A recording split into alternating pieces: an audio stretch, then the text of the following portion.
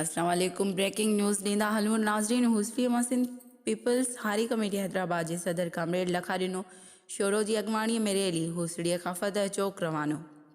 रैलीअ में मक़ामी हज़ारे माण्हुनि ट्रैक्टर ट्रालनि मोटरसाइकिल ऐं कारनि में शिरकत कई।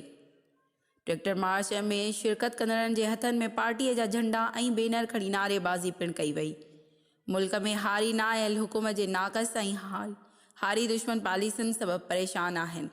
मुज़ाहिरीन हारियुनि खे यूरिया भाण मुयसर ई नाहे ऐं हुकूमत पारां वेतर यूरिया जा अघ वधाया विया आहिनि। मुज़ाहिरीन PS चौहट जे अवाम पंहिंजे महबूब क़ियादत बिलावल भुट्टो ज़रदारीअ जे सॾ ते रैलीअ में भरपूर शिरकत करे साबित करे ॾेखारियो आहे त हू इमरान नियाज़ीअ जे हुकूमत खां छुटकारो चाहिनि था। हूसरी रिपोर्ट शाहिद समय जो अमल न्यूज़।